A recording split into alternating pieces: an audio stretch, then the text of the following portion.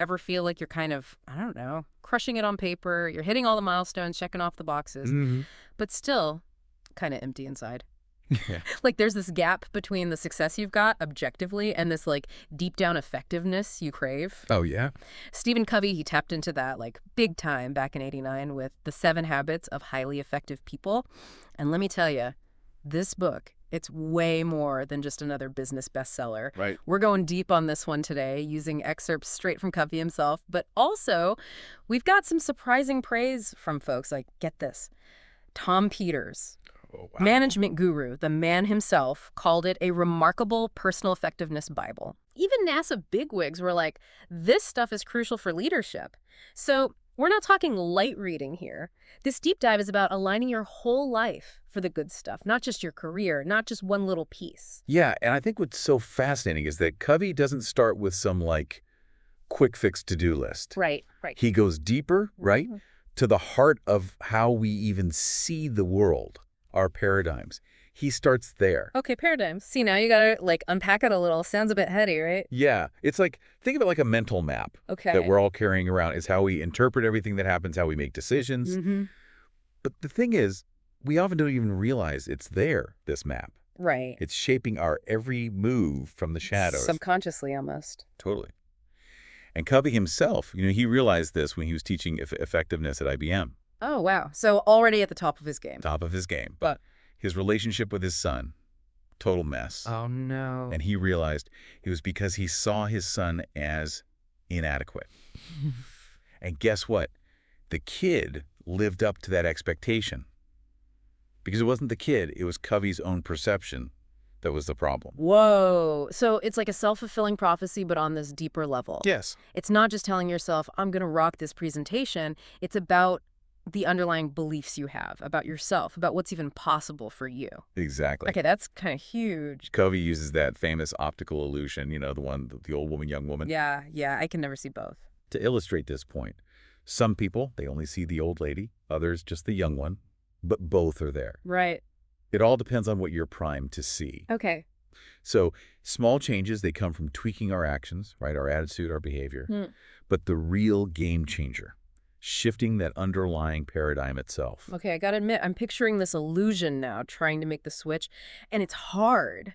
So how do we even begin to do that with, like, our deeply held beliefs about success, about relationships, about everything, really? Well, Covey would say it's about recognizing those quick fix temptations for what they are. Oh, tell me about it. It's like trying to cram for a farm harvest. Okay. You can't cheat nature. Sustainable growth, it takes consistent effort, just like cultivating a farm. Right. He calls those shortcuts the personality ethic.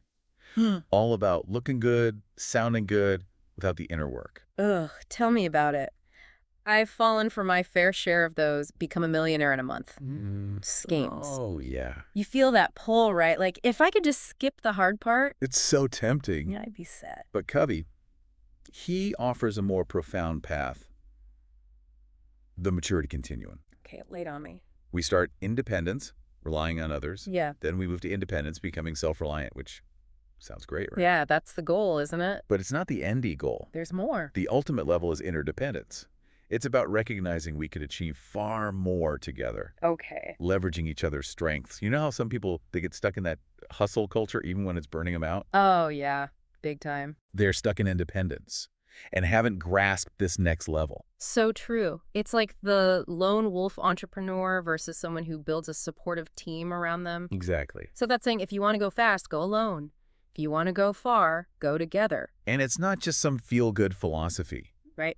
This is how we're wired. We're social creatures meant to connect, to collaborate. Going solo only gets us so far. True effectiveness, that's about family, team, community. Which honestly, kind of hopeful. Right. Like, we're not fighting against our nature to succeed. We're supposed to lean into those connections. Exactly. Okay, but how do we balance that need for interdependence with our own personal growth? It feels like it could tip into codependence, like losing yourself in the needs of others. That is where Covey brings in a huge E concept. Mhm. The PPC balance. Think of it like this. Imagine you're a farmer. Okay. And you want those golden eggs, Yes. right? That's the harvest, the thing that brings in the cash. But if you obsess only over the eggs and you run your prize goose ragged trying to get more and more, Yeah. pretty soon you got NO eggs because you wore out the thing that produces them. Yeah. That's the PPC balance in a nutshell. Production, the eggs, versus production capability, A goose. the goose. Yeah. Exactly. Okay, that image is burned into my brain now. I'm seeing a very stressed out goose. Right. So how does this play out in, say, our jobs? I mean, not all of us are out there farming actual geese. Right. Let's say you're managing a team. Okay. Mm-hmm. You push for these crazy deadlines. You cut corners on training to boost those quarterly numbers. Mm-hmm. That's focusing on production in the short term. Right. But long term, Yeah. you're going to have a team of burnt out, resentful employees who leave the first chance they get.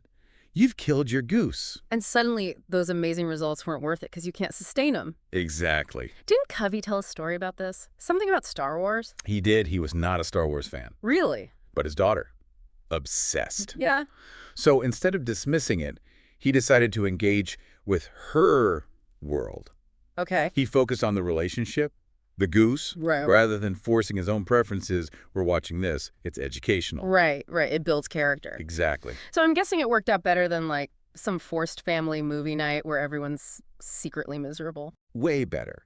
He ended up bonding with his daughter, actually enjoying the experience. Mm-hmm. By prioritizing the production capability, that relationship, he got better. Yeah. Production, a fun time, as a byproduct. I love that. Okay, that's so good. It's like a good manager investing in their team's development, even if it means maybe a temporary dip in output, Right. or parents spending time with their kids, being present, even when it's not, Instagram perfect. Yes. Because that connection, that's what matters.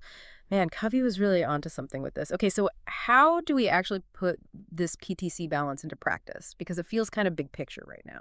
That's where the 7 habits come in. Uh-huh. And the first 2, they're foundational. Yeah. Habit 1, be proactive. Mm-hmm. And habit 2, begin with the end in mind. All right, hit me with habit 1. What does it really mean to be proactive? Not just like a to-do list person. So Covey starts with this powerful story about Viktor Frankl, a psychiatrist who survived the horrors of a Nazi concentration camp. Oh, whoa. Even in those unimaginable circumstances, Frankl realized he still had the freedom to choose his response. Okay, now that is what I call putting things in perspective. Right. Like, we might think we've got it tough, but compared to that, Exactly. that's all relative. It's about recognizing we always have a choice, even when it feels like we don't. It's not about our circumstances, but our response to them. So less complaining about traffic, more choosing audiobooks to make the most of it? You got it. Covey introduces this idea of the circle of concern versus the circle of influence. Okay. Stuff we worry about Right. versus where we can actually do something. So instead of stressing about a project deadline that's, let's just say, unrealistic, something I may or may not have done this week, Right. I should focus on what I can control. Communicating clearly with my team, putting in my best effort, even if the deadline itself is outside my control. Yes. You're focusing your energy where it matters, not spinning your wheels on things you can't change. Which segues perfectly into habit 2. Begin with the end in mind.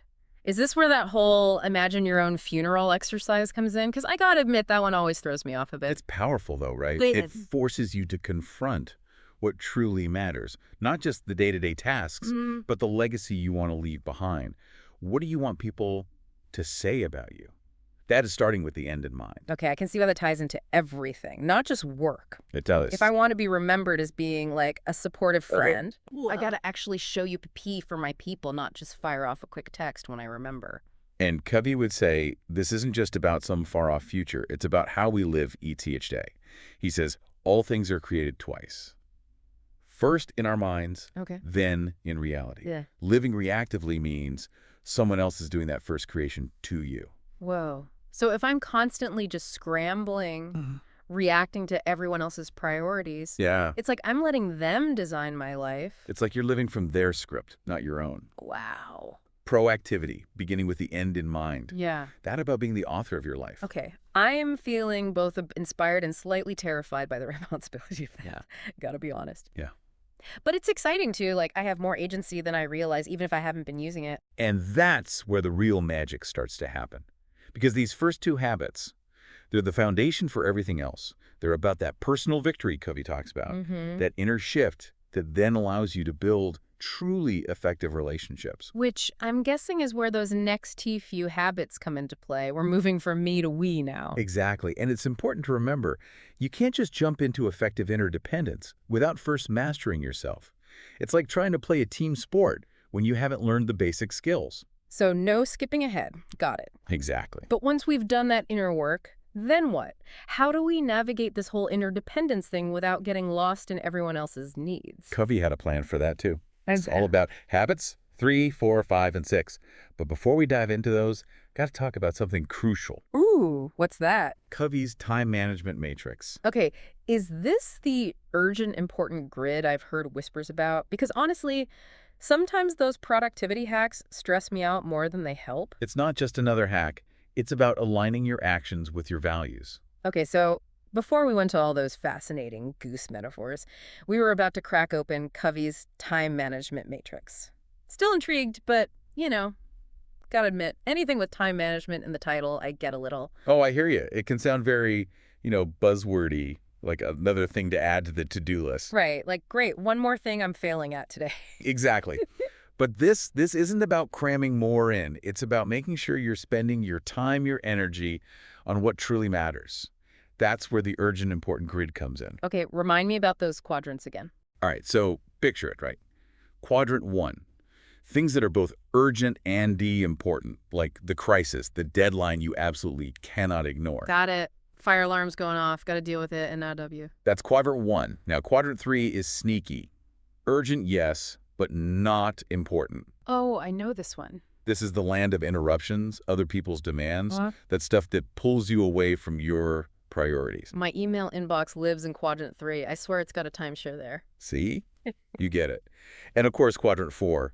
We all have a love-hate relationship with quadrant 4. Neither urgent nor important? The time wasters, Yeah. the distractions, that thing you find yourself scrolling through even though you know you should be doing something else. Okay, I'm seeing a dangerous amount of my average day reflected in quadrants 3, A, and D4, now that you mention it. Happens to the best of us.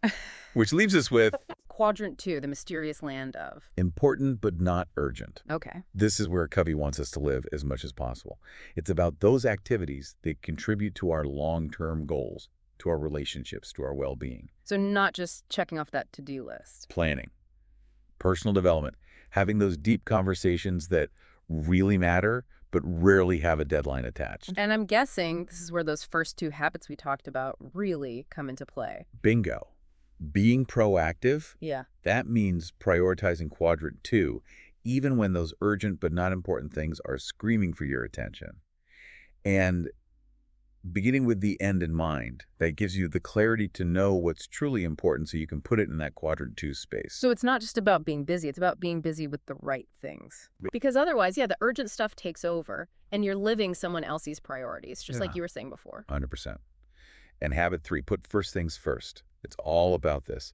Managing our time based on our values, not just on whatever's demanding our attention right this second. Okay, I'm getting the urge to seriously reassess my calendar right now, but how do we actually do that? Because the world doesn't just stop throwing urgent stuff at us just because we're trying to be more mindful. Right. Covey would say it starts with weekly planning. Okay. Taking that time to really review your roles, your goals, and actually schedule those quadrant 2 activities. Ah. Block out time for deep work, for connecting with loved ones, for those things that matter most. Which probably also means getting comfy saying no to things, right? Even if they seem urgent or important to someone else.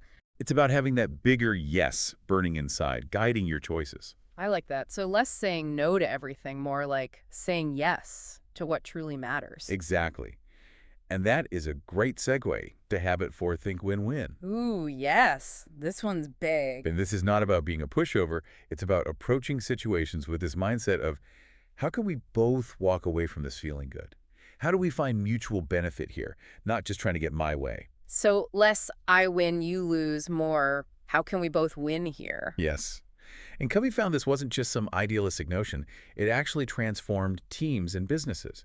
He tells this great story about this company's sales team, super competitive, cutthroat even. Oh, I know that type. Instead of more training, he changed their reward system. So everyone benefited when the team succeeded. And suddenly, they were collaborating, sharing leads, because it was in everyone's best interest. That is fascinating. So it's like the system itself can encourage either competition or collaboration. Totally. If your success depends on other people failing, well, that's what you're going to focus on, right? And those win-win solutions, they often lead to better outcomes than either person could have come up with alone.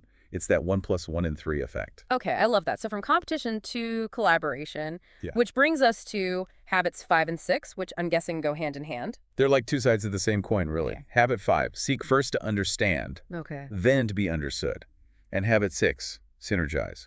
One's kind of useless without the other. It's like that classic Covey story, right? The husband who's all about specifics, the wife's trying to communicate a feeling. They're both talking, but neither's truly listening. And if IT can happen to Covey, who literally wrote the book on this. Then what hope is there for the rest of us? Exactly. It just highlights how deeply ingrained our communication patterns can be. We listen with the intent to reply, not to really understand. Oh, I feel that. So often I catch myself like formulating my response while the other person's still talking. It's so common. Yeah. Habit 5 is about breaking that pattern, putting aside our own agenda for a moment, really trying to see the world through the other person's eyes. Putting on those empathy goggles, really walking in their shoes. Exactly. And then, once you've genuinely understood, then you can effectively communicate your perspective, not to convince or persuade, but to share authentically. That's where synergy happens, that creative collaboration where the whole is greater than the sum of its parts. So it's not just about compromise, it's about creating something new W together, something that wouldn't have been possible alone. Think of it like jazz musicians, Right. riffing off each other. Each one is talented individually, but when they really listen to each other, respond in the moment. That's where the magic happens. That's synergy. Okay, I'm digging that analogy. And I'm also realizing, like, how much easier it is to get to that synergy when you've got those first few habits down. 100%. If you're not clear on your own priorities, habit 3, Yeah. or you're stuck in that win-lose mindset, habit 4, synergy seems kind of impossible. It's like trying to build a house on a shaky foundation. Mm-hmm. It's just not going to hold. It builds on that foundation of self-awareness, proactivity, and a genuine desire for mutual benefit. But even with all that, we need to remember the most important tool for staying effective. Which brings us to habit 7, sharpen the saw. And I am here for this metaphor because WHO hasn't tried to, like, power through a project with a dull saw, only to realize it's taking 3 times as long. Right. So tempting to think we don't have time for sharpening the saw when we're in the thick of it, you know? Oh, yeah. But it's the key to sustainable effectiveness. Covey breaks it down into 4 dimensions: physical, mental, spiritual, and social emotional. Okay, so it's not just about, like, bubble baths and meditation retreats, although those can be nice too. Hey, whatever works. But you're right, it's bigger than that. It's about renewing ourselves across all areas of our lives. Physical, taking care of our bodies, getting enough sleep, moving our bodies, eating nourishing food. Mental, learning new things, reading, challenging our minds. Spiritual, this one's personal, but connecting with something bigger than ourselves, whether that's nature, art, faith, whatever resonates. And social emotional, because even us big-time introverts, we need connection too, right? We're social creatures at heart, nurturing relationships, contributing to something beyond ourselves, seeking out those win-win interactions that energize us. It's like Covey's saying, take care of you, the whole package, because that's the foundation for everything else. Hey, and remember that story about the doctor prescribing nature and self-reflection to that burnt-out businessman? Yeah. It seemed kind of out there, but it worked. It highlights how personal this is. Sharpening the saw looks different for everyone. But neglecting it, that catches up with us, guaranteed. It's like that saying, right? You can't pour from an empty cup. Exactly. And Covey would probably say that trying to do that, trying to operate from that depleted state, that is the opposite of effectiveness. It's the opposite of sustainability, too. And the beautiful thing is, this isn't selfish. When we take care of ourselves across all those dimensions, we show up as our best selves for others, too. We're more patient, more understanding, more likely to make those win-win choices that benefit everyone. So it's a virtuous cycle. It is. Taking care of ourselves lets us be more effective in our relationships, which brings more joy and fulfillment, which motivates us to take even better care of ourselves. It all connects. It's like permission to prioritize our own well-being, not as an indulgence, but as the foundation for a truly effective life. And remember that aha moment Covey had, that realization that there's a GP between stimulus and response. Ooh, yeah. That we always have a choice in how we respond. It's not about becoming some perfectly effective robot. It's about cultivating that space between what life throws at us and how we choose to respond. Yes. And that choice, Mm-hmm. that's what makes us human. That's what allows us to live with intention, to create a life of meaning and purpose for ourselves and for those around us. Well, I don't know about you, but I am feeling ready to ditch the dull saw, step into that space of choice, to ask myself, what's my bigger yes? And start aligning my life with those answers. It's a journey. It is. Thanks for joining us for this deep dive into the 7 habits. We hope you found some golden nuggets of wisdom to take with you. And remember, it's not a destination, it's a journey. Keep sharpening that saw.